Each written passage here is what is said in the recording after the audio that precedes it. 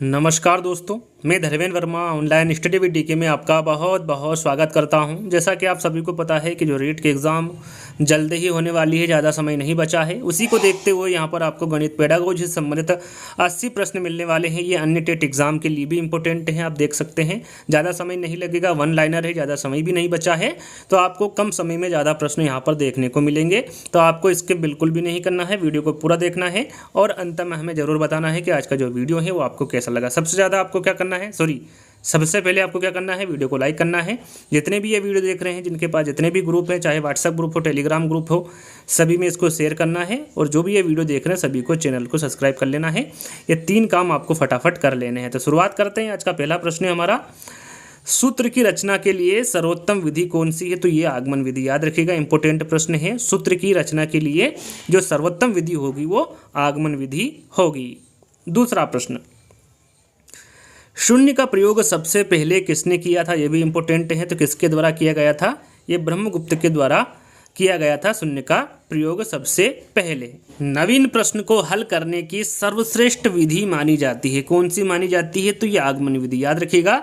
नवीन प्रश्न को हल करने की सर्वश्रेष्ठ विधि आगमन विधि मानी जाती है। चौथा प्रश्न, ज्योमिति की समस्या को हल करने की सर्वोत्तम विधि के बारे में पूछा गया है। तो आपका राइट आंसर होगा विश्लेषण विधि, याद रखिएगा। ज्योमिति की समस्या को हल करने की सर्वोत्तम विधि विश्लेषण विधि होगी।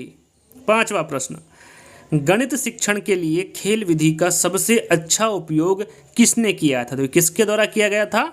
हेनरी कार्डवेल कुक के द्वारा सबसे अच्छा उपयोग किया गया था गणित शिक्षण के लिए खेल विधि का।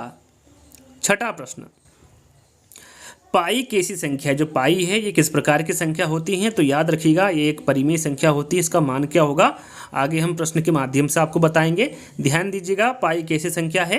तो ये एक अपरिमेय संख्या है। सातवां प्रश्न, गणित की प्रकृति कैसी होती है? तो आप सभी को पता होगा जो गणित की प्रकृति होती है वो किस प्रकार की होगी? तार्किक होगी।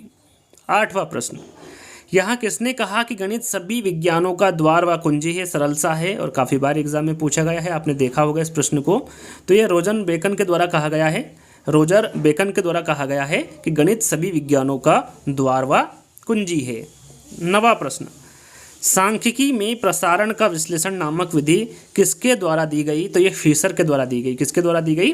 फिशर के द्वारा। यहाँ पर फिशर आपका राइट आंसर होगा। 10वां प्रश्न, गणित शिक्षण विधि के किस विधि द्वारा कमजोर छात्रों को ज़्यादा लाभ मिलता है? तो वो है संश्लेषण विधि, याद रखिएगा। गणित शिक्षण विधि की संश्लेषण विधि द्वारा कमजोर छात्रों को ज़्यादा लाभ मिलता है। जीवन की किस गतिविधि में गणित का सर्वाधिक प्रयोग होता है? तो वो है आर्थिक गतिविधि। जो आर्थिक गतिविधि होती है उसमें गणित का सर्वाधिक प्रयोग होता है। अज्ञात से ज्ञात की ओर कौन सी विधि होती है? तो ये निगमन विधि होती है। इसके बारे में तो आपको पता होगा, ये अज्ञात से ज्ञात की ओर निगमन विधि होती है। 13वां प्रश्न, किस विधि में उदाहरण सबसे पहले दिया जाता है? तो ये आगमन विधि में, याद रखिएगा। आगमन विधि में उदाहरण सबसे पहले दिया जाता है। रेखागणित के लिए उपयुक्त विधि कौन सी होगी? तो ये विश्लेषण विधि होगी, याद रखिएगा। रेखागणित के लिए जो उपयुक्त विधि होगी ये विश्लेषण विधि होगी। निम्न कक्षाओं के लिए उपयोगी विधि है, तो निम्न कक्षाओं के लिए उपयोगी विधि पूछा गया है तो ये आगमन विधि होगी।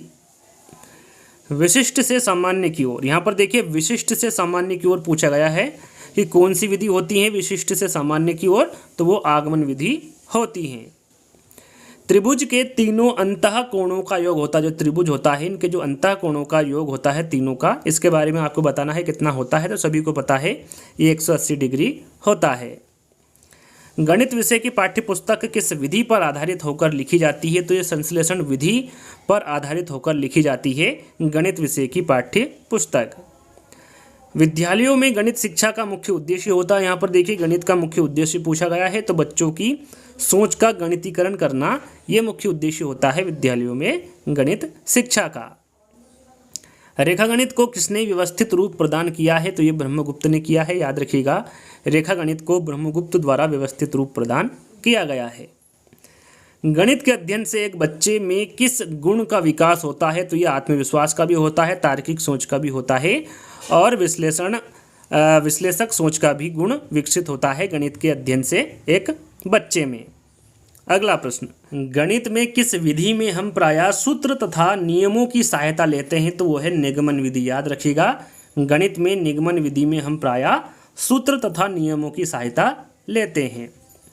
पंचभुज के सभी अंतः कोणों का योग कितना होता है? यहाँ पर देखिए, पंचभुज के सभी अंतः कोणों का योग पूछा गया है, तो वो होता है 540 डिग्री।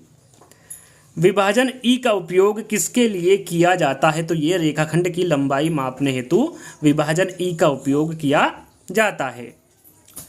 शून्य की खोज किसने की थी? इसके बारे में आपको सभी को पता है, ये आर्यभट्ट के द्वारा शून्य की खोज की गई थी। जैसा कि मैंने आपको बताया था कि पाई का मान मैं आपको बताऊंगा, तो पाई का मान कितना होता है यदि पूछे तो 3.1416 होता है। इसका प्रतिपादक उनके बारे में पूछे कि किसके द्वारा किया गया था, तो ये आर्यभट्ट प्रथम के द्वारा पाई का प्रतिपादन किया गया था।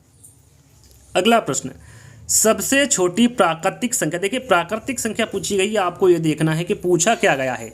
सबसे छोटी प्राकृतिक संख्या पूछी गई है, तो 1 2 3 4 5 जो भी है अनंत जो संख्या होती हैं, एक से जो शुरू होती हैं, वो सभी क्या है? प्राकृत संख्या है। सबसे छोटी पूछी गई है, तो एक आपका राइट आंसर होगा। सबसे छोटी पूर्ण संख्या, देखिए जहाँ पर पूर्ण संख्या आ जाए तो वो 0 से शुरू होती है। 0 1 2 3 4 5 6 7 जो 0 से शुरू होगी वो पूर्ण संख्या होगी, और जो 1 से शुरू होगी वो प्राकृत संख्या होगी। दो अभाज्य संख्याओं का महत्तम समावर्तक कितना होगा? एच से ये पूछा गया है, तो हमेशा दो अभाज्य संख्याओं का जो महत्तम समावर्तक होगा वो कितना होगा? 1 होगा। अगला प्रश्न, किन्हीं दो परिमेय संख्याओं के मध्य कितनी परिमेय संख्या होती है? यहाँ पर देखिए, किन्हीं दो परिमेय संख्याओं के मध्य पूछा गया है, कितनी परिमेय संख्या होती है? तो वो अनंत होती है। याद रखिएगा। गणित को विज्ञान का नौकर माना है, तो ये बेल के द्वारा गणित को विज्ञान का नौकर माना है। यदि आपको इनको ट्रिक के द्वारा याद करना है, तो एक वीडियो मैंने प्रॉपर्ली तरीके से बनाया गया है, जिसमें गणित की परिभाषा आपको दी हुई है और ट्रिक के माध्यम से आपको बताया हुआ है कि आप किस प्रकार उनको याद कर सकते हैं। तो अगला प्रश्न है, गणित ऐसी भाषा है जिसमें परमेश्वर ने संपूर्ण जगत को समाहित कर लिया है। यह किसके द्वारा कहा गया है? तो ये गैलरियो के द्वारा कहा गया है या फिर कही गई परिभाषा है। किसके अनुसार गणित सभ्यता का दर्पण है? तो ये हांगबेन के द्वारा कहा गया है कि गणित सभ्यता का दर्पण है। विद्यालयों में गणित शिक्षा का मुख्य उद्देश्य राष्ट्रीय पाठचर्या 2005 के अनुसार क्या होना चाहिए? यहाँ पर देखिए, विद्यालयों में गणित शिक्षा का मुख्य उद्देश्य आपको राष्ट्रीय पाठचर्या 2005 के अनुसार पूछा गया है कि क्या होना चाहिए? तो बच्चों में चिंतन प्रक्रिया का गणितीकरण करना होना चाहिए। प्राथमिक कक्षाओं के लिए गणित शिक्षण की सबसे उपयुक्त विधि पूछी गई है। देखिए, प्राथमिक कक्षाओं के लिए पूछा गया है गणित शिक्षण की सबसे उपयुक्त विधि कौन सी होगी? तो वो खेल मनोरंजन विधि होगी। कौन सी विधि में छात्र के बजाय शिक्षण का जो केंद्र बिंदु होता है वो अध्यापक होता है? तो कल भी मैंने आपको बताया था, हिंदी शिक्षण विधियों से संबंधित 150 प्रश्न आपको दिए थे। काफ़ी अच्छा रिस्पॉन्स मिला, काफ़ी अच्छा उसमें आपका अच्छा रिस्पॉन्स मिला। तो इस वीडियो को भी उतना ही अच्छा रिस्पॉन्स दीजिएगा जो आपने हिंदी शिक्षण विधियों के 150 प्रश्न को दिए। यदि इसमें अच्छा रिस्पॉन्स मिला तो आगे भी मैं इसी प्रकार के वीडियो आपके लिए बनाता रहूँगा। तो व्याख्यान विधि यहाँ पर राइट आंसर होगा। व्याख्यान विधि में छात्र के बजाय शिक्षण का जो केंद्र बिंदु होता है वो अध्यापक होता है। बताए गए नियमों को उदाहरण में प्रयोग कर पोस्ट करना किस शिक्षण विधि से संबंधित है? तो ये आगमन विधि होगा। याद रखिएगा, बताए गए नियमों को उदाहरण में प्रयोग कर पोस्ट करना ये आगमन विधि से संबंधित है। ज्योमिति का संबंध किस क्षेत्र से है? तो ज्योमिति का जो संबंध होता है वो किस क्षेत्र से होता है? मापन क्षेत्र से होता है। ह्यूरिस्को का शाब्दिक अर्थ है। यहाँ पर देखिए, ह्यूरिस्को का शाब्दिक अर्थ पूछा गया है, तो ये खोज करना होगा। ह्यूरिस्टिक विधि की खोज किसके द्वारा की गई थी? तो ये आर्मस्ट्रांग के द्वारा ह्यूरिस्टिक विधि की खोज की गई थी। गणित शिक्षण की कौन सी विधि तार्किक प्रतिपादन की विधि है? तो वो है संश्लेषण विधि। याद रखिएगा, गणित शिक्षण की संश्लेषण विधि तार्किक प्रतिपादन की विधि है। किस विधि द्वारा अर्जित ज्ञान स्थायी होता है? तो यह है विश्लेषण विधि। विश्लेषण विधि द्वारा जो अर्जित ज्ञान है वो स्थायी होता है। किस विधि द्वारा प्राप्त गणित शिक्षण छात्रों में आत्मविश्वास एवं आत्मा की भावना उत्पन्न करती है? तो वह आगमन विधि द्वारा। याद रखिएगा, आगमन विधि द्वारा प्राप्त गणित शिक्षण छात्रों में आत्मविश्वास एवं आत्मा की भावना उत्पन्न करती है। किसका कथन है कि शिक्षक शिक्षण उपकरणों के माध्यम से शिक्षण को स्थायी और रोचक बना देता है? तो ये मेकन तथा रॉबर्ट्स का कथन है कि शिक्षक शिक्षण उपकरणों के माध्यम से शिक्षण को स्थायी और रोचक बना देता है। अगला प्रश्न, गणित विज्ञान की रानी है, यहाँ किसके द्वारा कहा गया? तो ये कार्ल फ्रेडरिक गॉस के द्वारा कहा गया कि गणित विज्ञान की रानी है। देखिए सबसे छोटी अभाज्य संख्या, यहाँ पर देखिए अभाज्य संख्या पूछी गई है सबसे छोटी, तो कौन सी होगी? 2 सबसे अभाज्य छोटी अभाज्य संख्या होती हैं, याद रखिएगा, इंपॉर्टेंट प्रश्न है। गणित में हासिल लेने की प्रक्रिया किसके द्वारा दी गई थी? तो ये श्रीधर के, याद रखिएगा, गणित में हासिल लेने की जो प्रक्रिया है वो किसके द्वारा दी गई थी? तो ये श्रीधर के द्वारा दी गई थी। गणित की प्राचीन शाखा मानी जाती है, तो ये अंकगणित गणित की प्राचीन शाखा मानी जाती है। समषटभुज में विकर्ण की संख्या होती है, इंपॉर्टेंट है, एग्जाम में पूछा गया प्रश्न है, तो याद रखिएगा समषटभुज में जो विकर्ण की संख्या होती है वो कितनी होती है? 9 होती है। गणित की मानसिक सिद्धांत के जन्मदाता माने जाते हैं, तो गणित के मानसिक सिद्धांत के जो जन्मदाता माने जाते हैं वो प्लेटो को माना जाता है।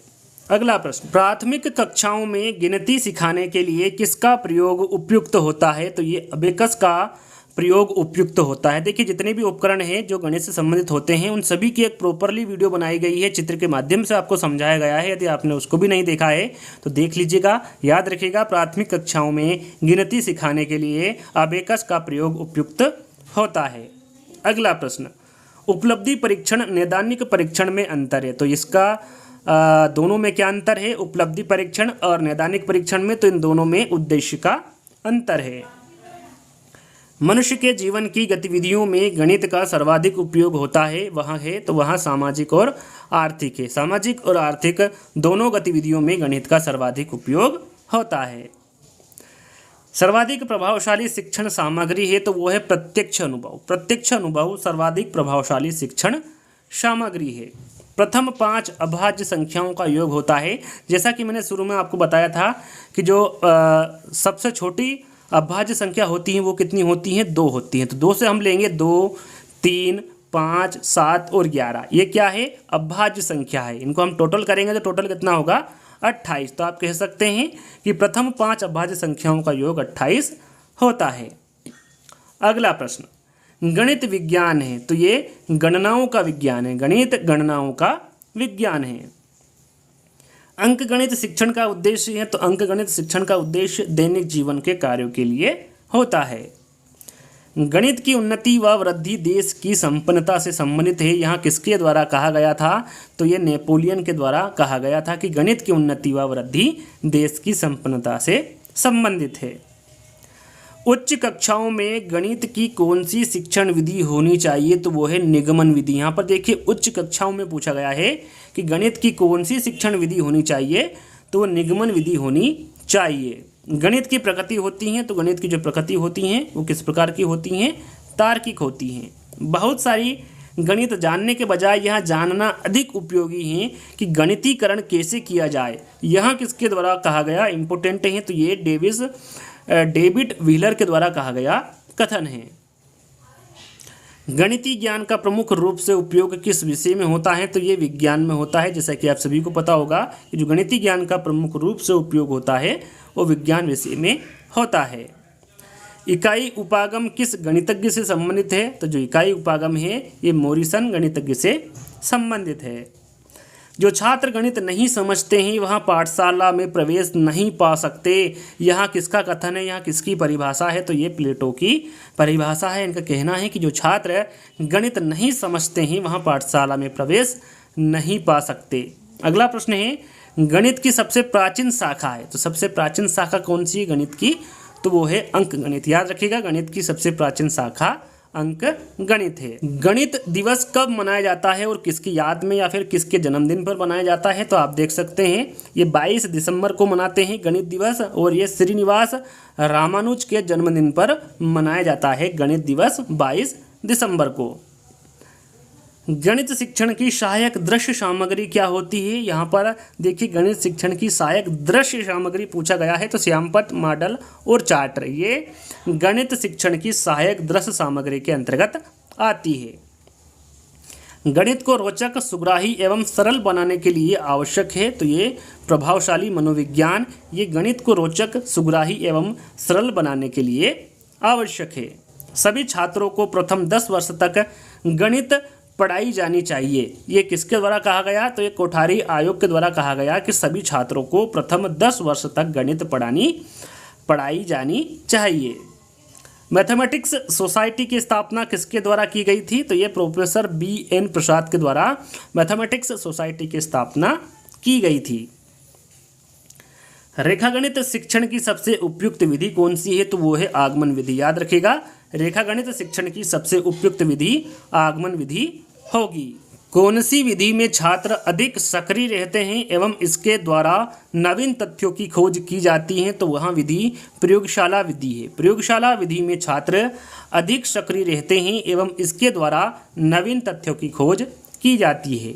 गणित एक ऐसा विषय है जो मानसिक शक्तियों को प्रशिक्षित करने का अवसर प्रदान करता है तथा एक शुद्ध आत्मा में चेतना एवं नवीन जागृति उत्पन्न करने का कौशल गणित में प्रदान करता है। यहाँ कथन किसका है या फिर यहाँ परिभाषा किसके द्वारा दी गई है? तो ये प्लेटो के द्वारा दी गई परिभाषा है। 10 गीतिका गणित ग्रंथ के लेखक है, तो ये है आर्यभट्ट। याद रखिएगा, जो 10 गीतिका गणित ग्रंथ के लेखक होंगे वो आर्यभट्ट होंगे। प्राथमिक स्तर पर गणित शिक्षा का महत्व होता है, तो ये मानसिक होता है। याद रखिएगा, प्राथमिक स्तर पर जो गणित शिक्षा का महत्व होता है वो किस प्रकार का होगा? मानसिक होगा। सारा वैज्ञानिक ज्ञान जो बिना गणित के आरंभ होता है झूठा है, दोषपूर्ण है। यहाँ किसके द्वारा कहा गया? तो ये कोमेट महोदय के द्वारा कहा गया कि सारा मनोवैज्ञानिक ज्ञान जो बिना गणित के आरंभ होता है झूठा है, दोषपूर्ण है। स्कूली शिक्षा में गणित का मुख्य लक्ष्य होता है, तो स्कूली शिक्षा में जो गणित का मुख्य लक्ष्य होता है वो बच्चों के विचार प्रक्रिया का गणितीकरण करना होता है। अगला प्रश्न, गणित शिक्षण का वास्तविक उद्देश्य ज्ञान प्राप्त करना नहीं वरन शक्ति प्रदान करना है। यहाँ किसके द्वारा कहा गया? यह किसका कथन है? तो ये डटन का कथन है। इनके द्वारा कहा गया कि गणित शिक्षण का वास्तविक उद्देश्य ज्ञान प्राप्त करना नहीं है वरन शक्ति प्रदान करना है। गणित भौतिक विज्ञान का एक आवश्यक उपकरण है, ये किसके द्वारा कहा गया? तो ये बायलोट के द्वारा कहा गया कि गणित भौतिक विज्ञान का एक आवश्यक उपकरण है। अंतिम प्रश्न, जैसा कि मैंने आपको बताया टोटल 80 प्रश्न मिलेंगे। गणित सभी विषयों में से श्रेष्ठ उपयोगी है, ये किसके द्वारा कहा गया? तो ये प्लेटो के द्वारा कहा गया कथन है। तो टोटल यहीं पर 80 प्रश्न हमारे समाप्त होते हैं। आज का गणित पेडागोजी का वीडियो आपको कैसा लगा कमेंट्स के माध्यम से बताना है, और इसी प्रकार की इंटरेस्टिंग वीडियो के लिए आप हमारे चैनल को सब्सक्राइब कर बेल आइकन को दबा के रखिएगा ताकि ऐसी ही इंटरेस्टिंग वीडियो आगे भी आपको मिलती रहे। तो जल्दी ही दोस्तों एक नए वीडियो के साथ मिलेंगे, जब तक के लिए धन्यवाद। जय हिंद।